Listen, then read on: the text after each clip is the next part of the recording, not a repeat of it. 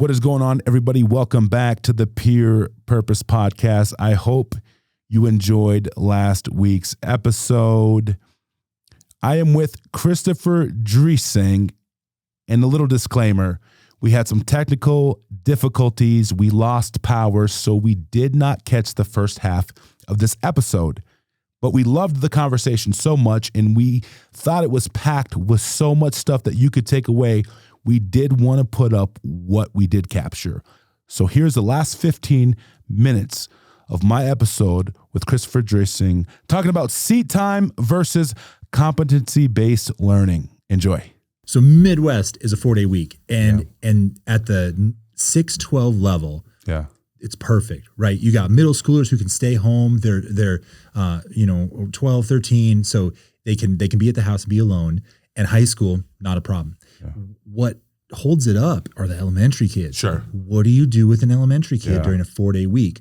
Well, it wouldn't be a problem if our community said it was that they would take elementary kids for a Friday, like childcare. Yeah. But all of our childcare facilities in town are like, no, they're here every day. Sure. They're here 5 times a week, 3 times a week. There's some kind of weird caveat that you could never do it. Yeah. Even though it's the route to go, and even though maybe that's how employees should work too. Yeah. So that you're working a 4-day week just because of all the innovation that we have. Yeah. And so it takes a little bit of both. And when you were hitting on it when you mentioned Carnegie, it's slow to adopt. Yeah. And so it'll just take time for the people who believe in competency-based education to kind of start to fill the ranks. Yeah. And then they'll say, well, why don't we have a test for that kid? Why can't they demonstrate competency? Yeah. And then society to go, well, if kids can demonstrate competency, let's talk about how their week can look different. And they don't need to go to school 8 to 3. Yeah. They can go later in the day. Yep. They can have a job. Yeah. Yeah. I remember going back my senior year, there was this class. We had this on a really low scale, but it's called World of Work. And I took it my senior year, I believe second semester. And in the morning, I didn't go to school until probably 9:30, 10. And I went out and I think I shadowed a physical therapist or a massage therapist. I can't remember exactly what it was. It wasn't too extensive, but I remember that that was cool. Yeah. Again, we had this something very, very light, but that was cool to be able to do that.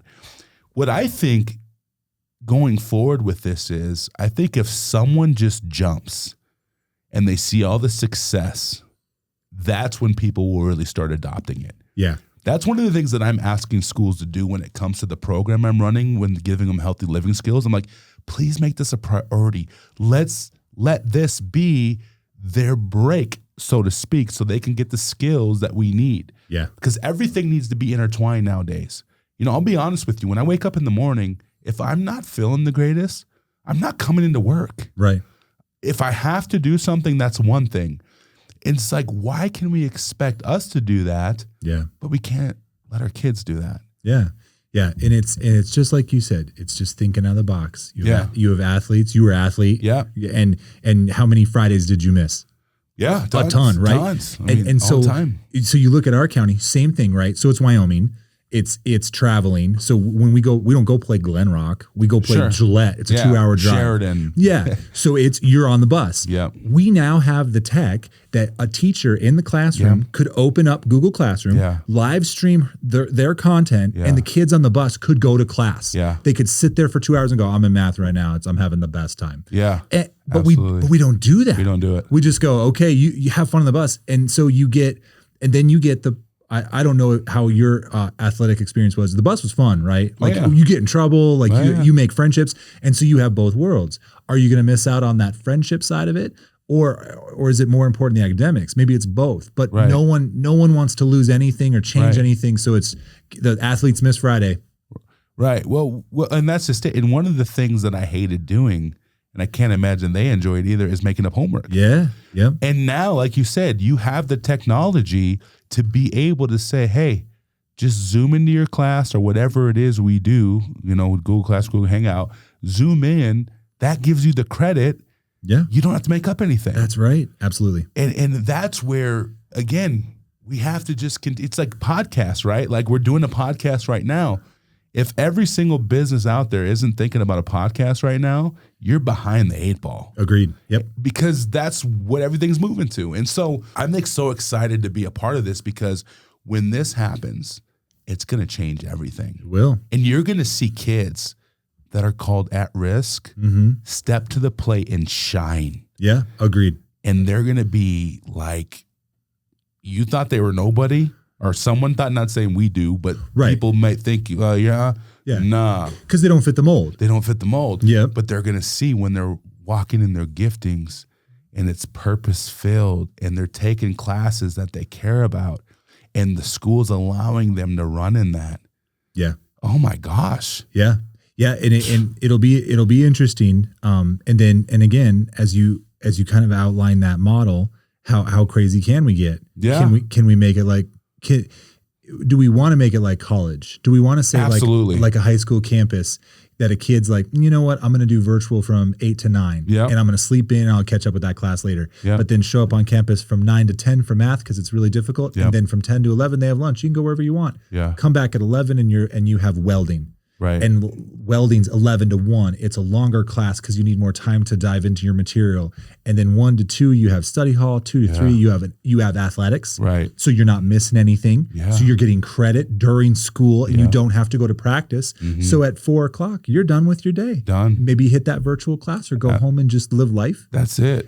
And that helps all these at-risk kids we talk about because they're dealing with adult problems. Their siblings have to go to school, so they got to get them to school. So then they're late to school.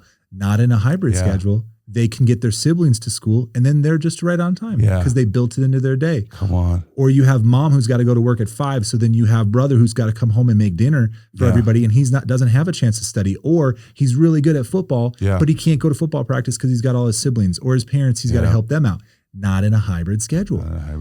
So it's going to take, just like you said, some innovation and someone just to kind of dive in and get it done. Yeah. And it's hard when you start looking at the system. How can you affect a system that is funded with everybody's money, taxpayer money, and make something that uses private money as good as public school? Because public school is really cool, really good. We get a lot of bang for the buck. Yeah. And how do you do that with a private dollar? Right. Probably investors. Yep. Probably very specific businesses. Yep. Like you said, podcasts. It's businesses getting creative and employing kids to come down and say, hey, I'm going to have a podcast. I want you to shadow my media guy and you're going to learn how to do this. And then in a year, I'm going to call you and you're going to come do this for me. Yeah. Yeah. I've already talked to my schools. I may potentially get podcast equipment. Cool. And each school will do their own podcast. I love it. Yeah. Next year. So we're in the works of that. But again, it's allowing those people, like just recently I had a kid, Nolan Horniker. You know him? Yeah. I just had him on a podcast. His episode came out last week. Okay. And it's just like, look, he's 18 years old and just, getting ready to graduate. But it's like, I see him on here. I'm like, wow, like that's the type of opportunities these kids need to know that they have. That's the type of thing like, hey, I can maybe do something like this. You know what I mean? And so again, it's one of those situations. We just got to keep pushing that. Yep. It's got to keep pushing forward. We got to keep pushing forward because because again, kids going to go drop out and they're going to learn it on the internet. Yeah. And then they're going to go make way more money. Yep. So you might as well just intertwine it, infuse it all, and let's go. Yep. Especially when you look at the data in our country and you look at graduation rate. Yeah. We've not solved dropouts. No. We've not solved the late graduation. It's probably got worse. Yeah. If anything, right? Because the disconnect. Dropout, yeah. Yes. Especially with COVID. Yeah. There's some great reports by National Public Radio where you just have hundreds of thousands of kids gone. Yeah. They don't know what happened to them. Yes. They're not in homeschool. Yeah. They're not in school. They've literally disappeared. Yeah. And we might have talked about it last time, but then that impact on the system is districts aren't getting funded because those kids are gone. They're missing them. Yep. And so when you start saying, okay, well, where do they go? Maybe they're out there. They just don't want to re-engage. Sure. If we don't create a system that's engaging for them, they'll never come back and they'll never try to reach out. But I guarantee you somebody will watch your podcast and go, yes, if my day could look like that, I'd go get it done. And you have these 18, 19-year-olds who they need 20 credits. They're never going to come back because they can't get it done. No. But they might come back to get a certification. Absolutely. And that's okay. Absolutely. Yeah. And I'm even taking it a step further. We need to start doing like social media influencing classes, meteorology. I mean, I know that some of that stuff happens now. News I mean, all of it. Yeah. I love my favorite one that I'm working on right now is cosmetology. Like that's cool. That. I love it. And kids, you can learn how to do nails, learn how to do eyelashes. Yeah. And then you can take that your whole life and go do that wherever, but you can also make a job out of it. Yeah. So as you talk about the social media and those are all careers that did not exist 10 years ago. We still don't train it. No. We kind of just expect kids to just go do it. Right. If anything, we do the exact opposite, which is a whole nother podcast because social media is pretty difficult in public school, but we tell parents don't let your kids use social media when really they could have a job in it and a lucrative job in it.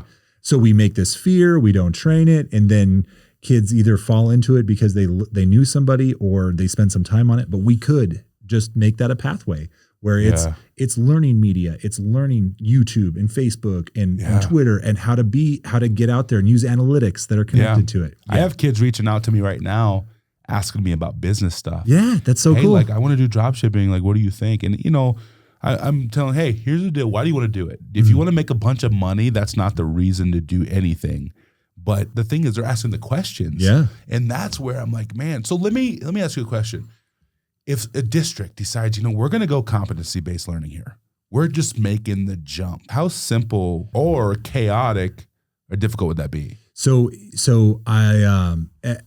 it's interesting you say that because many are trying. Yeah. And what it looks like is it's got a name to it, and it's called standards-based grading. Yeah. So standards-based grading is tied to typically a Common Core or a set of state standards, and they've got to master that standard. Real, I shouldn't say easy because I have elementary teacher friends who would be like, don't you dare. Yeah. It's easier in elementary. Sure. Because you have kids and you can lay it all out and they had a system already where it was like S's. Like if you got an S+, you were the best. Sure. Yeah. And so that was easy with elementary kids. And then middle school, there's an expectation you start to get grades. Yeah. Well, we can go standards based and it can be a whole thing.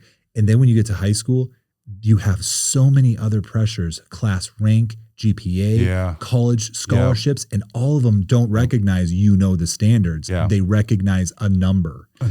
So then now you've got all these third-party markets that are like, okay, we'll take the standards base and you use a 3, well, we'll convert that and weight it, and it's actually a B. And so you can actually buy other third-party apps to convert your kids' numbers into grades and then back again. And it's just kind of bizarre. But that's what's happening, and it's a little. If you want to imagine like a balloon inflating, then deflating, then inflating. Yeah, it's pushing on the edges, and it's making it better. But then it kind of retracts because something pops up. Because ACT is important, and if you don't use your ACT score to get into college, then they can't rank you appropriately and give you scholarships. So then they got to back away. But then they go, maybe we could do ACT and community service. Okay, cool. Take essays. Well, now you got ChatGPT. So now you're going to see a retraction of it because everyone can just hop on ChatGPT and say, hey. Write the article for me. Yeah. And if you have not used it, you should. It is so cool. I've checked it out. I haven't actually used it, but I've seen what it does. It's awesome. It's absolutely crazy. Like, I'm just like, my goodness, like, what is happening? Yes. Right now? Yeah. And I've not used it for my work, but I use it to check statistical stuff. Yeah. And I say, hey, I've got this and this. Is there a correlation? And then it'll say, well, do you want to use this kind of bar chart? I'm like, I would love that, and do it. And it does it for you. Yeah. It's so cool. Yeah. I've heard. And so, again, it just has to be that incorporation. Like, yes, it has to start happening regardless of what it is. Because even if so let's say we want the Common Core stuff. And there's some kids that love that. Mm-hmm. So let them do that. Yeah. Yep. But the kids that don't, I think I've said this before. I think in our last episode, there was a kid in one of my schools. He's a 5th grader. Okay. And he just struggles in school. And I just pulled him aside one day because I was working with him every week. And I said, buddy, I'm just going to be honest with you. The school thing's not for you. I get it. You're going to be successful in life in a lot of different areas.